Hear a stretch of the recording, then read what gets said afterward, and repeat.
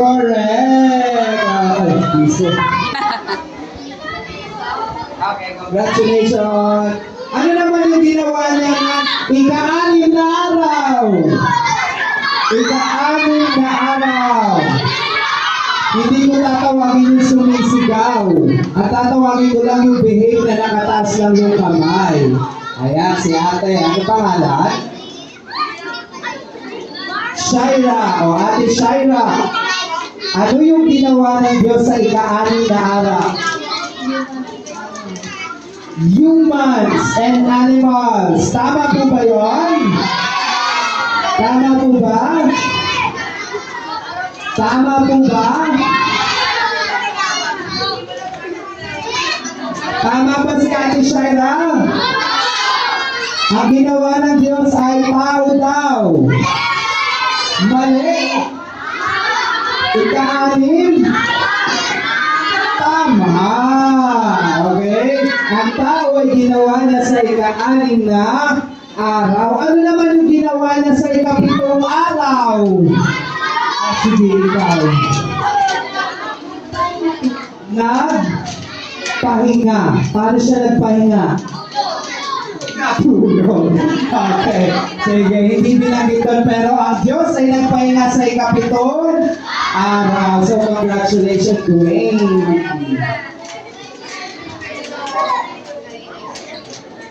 Ano naman yung ginawa niya sa ika-apat na araw?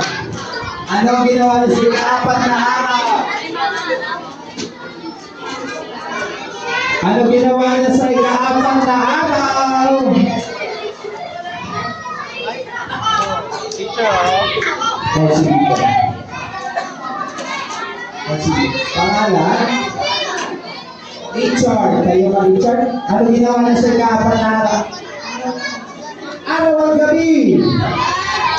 Tama ba yung araw at gabi? Tama ba ang araw at gabi? Hindi po. O sige, si Maxi. O Maxi na ginawa niya sa ika-apat na araw. Buwan ba yun? Of bituin? Bituin. Bituin is correct. O dahil dyan, meron ng 5 piso. Congratulations. Ano naman yung ginawa niya sa ikalawang araw? Hindi ko tatawagin yung sumisigaw. Ano ginawa niya sa ikalawang araw? Sige, Kuya Arwin. Ano ginawa niya sa ikalawang araw? Ano yung blinds, oh? Langit at lupa is correct. Ayan o, Kuya Arwin. Ito pa, Kuya Arwin.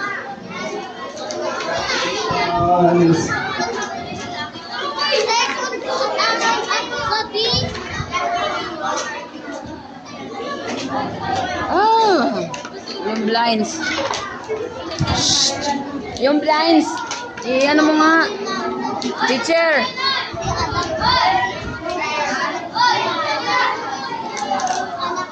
Ayan, minsan pa, inaimbitahan ang bawat isa na tumayo. At tayo po'y muling magpupuri sa Diyos sa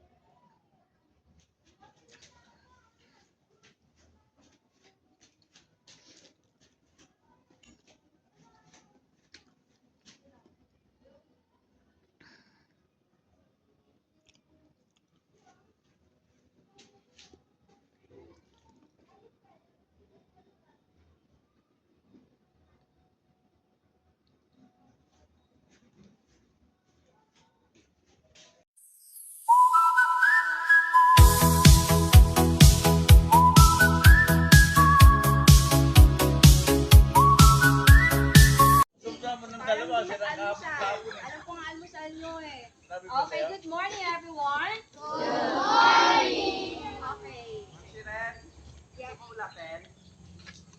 Yes, please. Para tayo magbebenta dito. Maraming tao. At ito yung next na nangyari.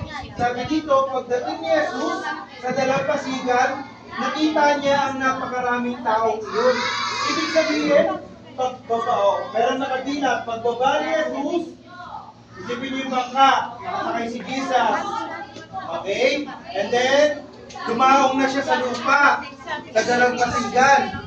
After nung nasa dalampasigan na siya, nakita niya yung maraming tao na nag-aabang sa kanya. Okay. And after nun, ito yung naramdaman ni Jesus. Nahabag siya sa kanila at pinagaling niya ang mga may sakit na dala nila. Ibig sabihin, doon sa mga taong sumalubong kay Jesus, sa daungan, meron mga tao pala doon na may sakit. Ang naramdaman na ni Jesus, nung nakita niya yun, nahabag siya, naawa siya. At ano yung ginawa niya? Pinagaling niya yung mga tao na ito. Imagine niyo, si Jesus, pinagaling niya yung mga tao may sakit. Ano yung mararamdaman ng mga tao yun? Sabi dito, nang dapit hapon na lumapit sa kanya ang mga alagad. Okay, after niyang pagalingin yung mga may sakit, hapon na. Imagine niyo nasa tabing dagat kayo or tabing lawa. Sa dalampasigan noon, hapon na. Okay? Maraming tao ang napagaling ng Panginoong Jesus.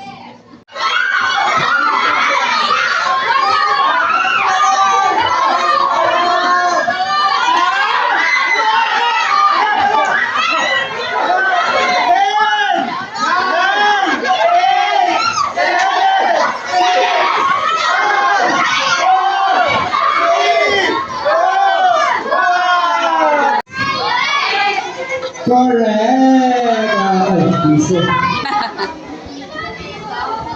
Congratulations!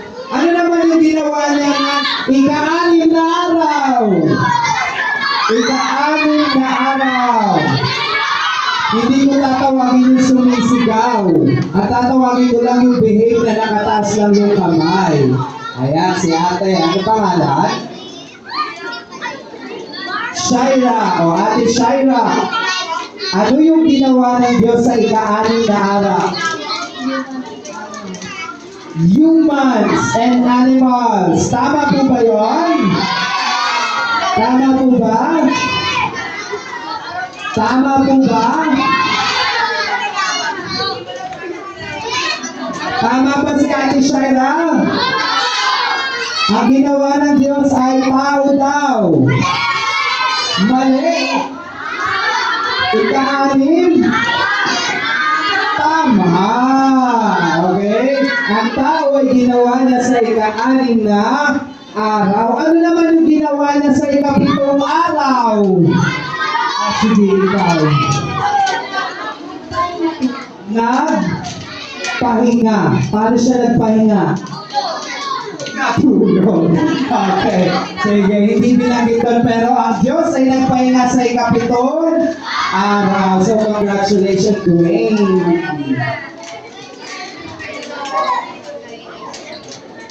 Ano naman yung ginawa niya sa ika-apat na araw? Ano ang ginawa niya sa ika-apat na araw? Ano ginawa niya sa ika-apat na araw? Teacher, Oh, sige. Oh, sige. Pangalan? Richard. Kayo ka, Richard? Ano ginawa niya sa ika-apat na araw? Araw at gabi. Tama ba yung araw at gabi? Tama ba ang araw at gabi? Hindi po. O sige si Maxi. O Maxi na ginawa niya sa ika-apat na araw. Buwan ba yun? Bituin. Bituin. Bituin is correct. O dahil dyan, meron ng 5 piso. Congratulations. Bukod siya. Ano naman yung ginawa niya sa ikalawang araw? Di ko tatawagin yung sumisigaw. Ano ginawa niya sa ikalawang araw? Sige, Kuya Arwin. Ano ginawa niya sa ikalawang araw? Ano yung blinds, oh? Langit at lupa is correct. Ayan o, Kuya Arwin. Ito pa Kuya Arwin. Yes.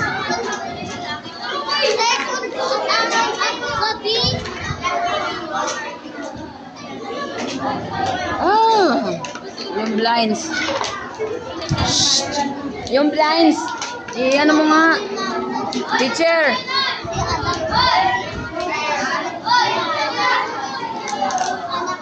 Ayan, minsan pa, inaimbitahan ang bawat isa na tumayo.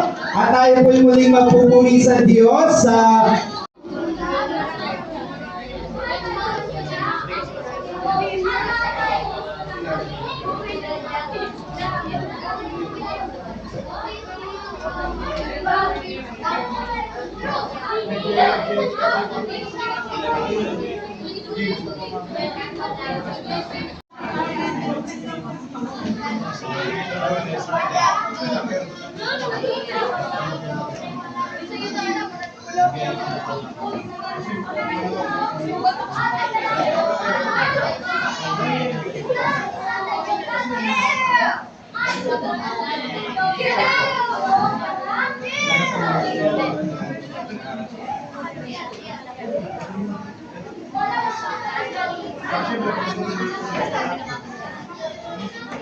Hindi kaya nila.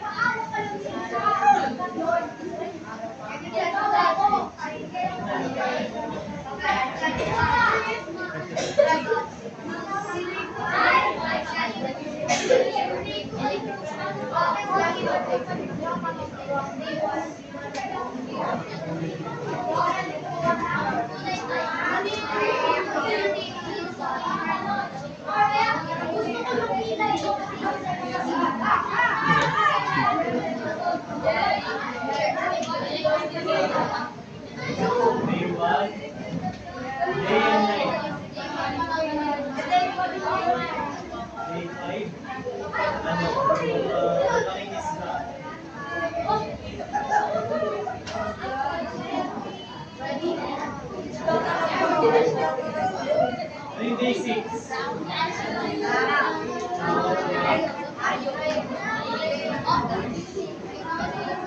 Sinita.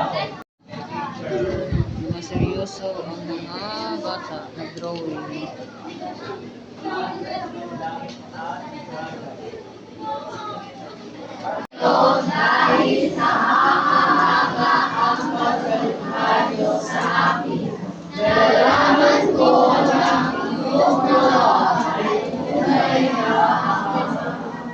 Okay, isaduhin natin yan ha. Okay, last one. 1, 2, 3, go.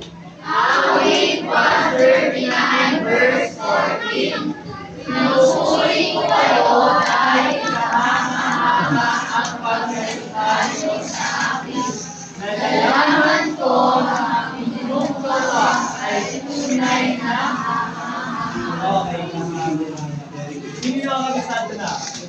Okay, Lalawin, stand up. Okay, ang nanalo po for this group, ang first place po natin ay ang Team Hallelujah. Second place po ay ang Team Amen. At ang third place po ay ang Team the Lord. Praise the Lord. So yung Ano po? Ikaw. Ganito nyo kayo mga hindi nyo para pag tinawag kayo ni Sir, hindi na ako mahirapan. Justin, Sam. Mamaya tatanungin ko kayo sa isa. Lalo yung mga kilala ko na dito, tatanungin ko kayo mamaya sa isa. Okay? Nagkakaintindihan? Nagkakaintindihan po? Okay. So before we start, meron tanong si teacher. Ano yung bagay na gustong-gusto niyo sa sarili niyo? Okay, bigyan kayo ng 1 minute para mag-isip. Boys, ano yung bagay na gustong-gusto niyo sa sarili niyo? Girls, ano yung bagay na gustong-gusto niyo sa sarili niyo? Halimbawa, Sir Jason, Sir, ano yung bagay na gustong-gusto sa sarili mo? Ako gusto ko sa sarili ko yung tangkad na meron ako. Okay? Okay, ngayon. Tatawag ako ng 5. Ano yung bagay na gusto niyo sa sarili? Mabigyan mo ako ng number. 7. 1, 2, 3, 4, 5, 6, 7. Stand up. 1, 2, 3, 4, 5, 6, 7. Tayo, lakay.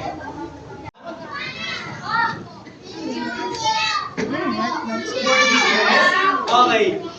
Ang ipinapanalangin ni Hana ay isang sanggol. Okay?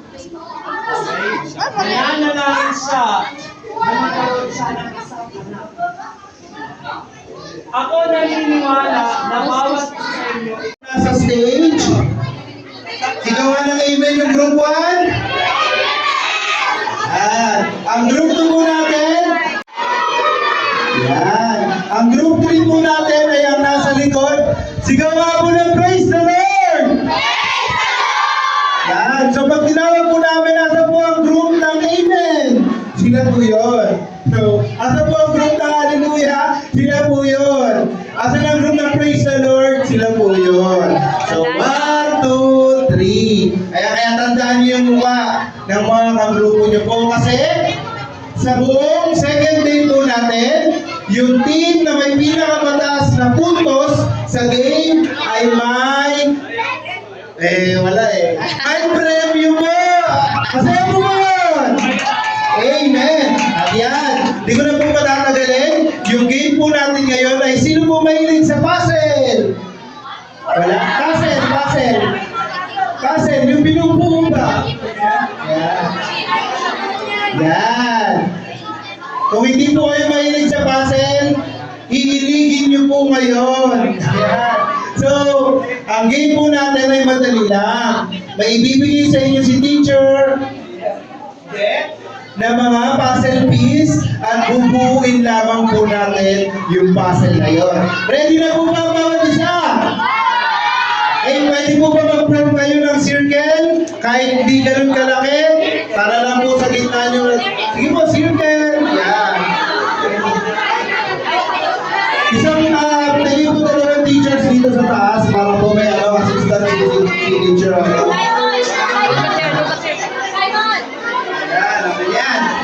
yan.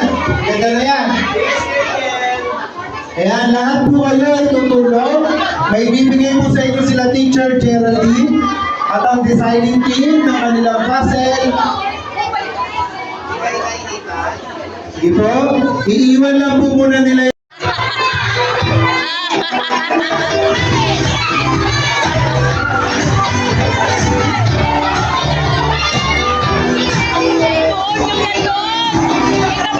Pagkakampi kayo, pag-usulorin, tayo na kayo, tayo lang, yan.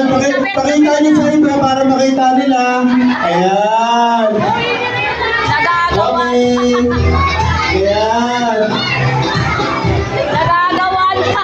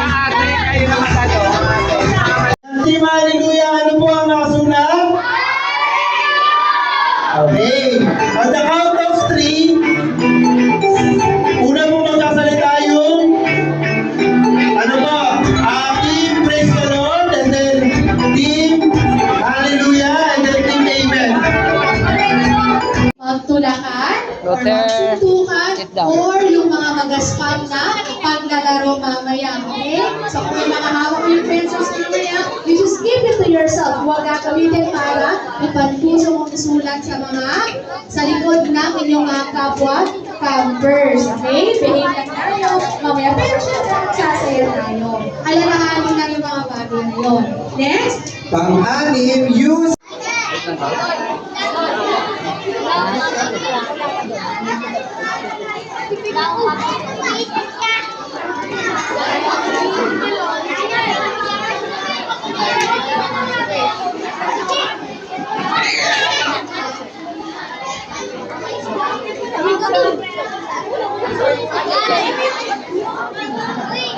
Dalaging ding mo talagang ano.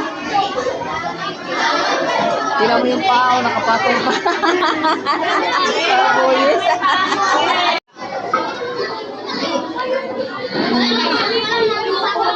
Dalhin mo na lang yan, harap doon. Lagay sa harap.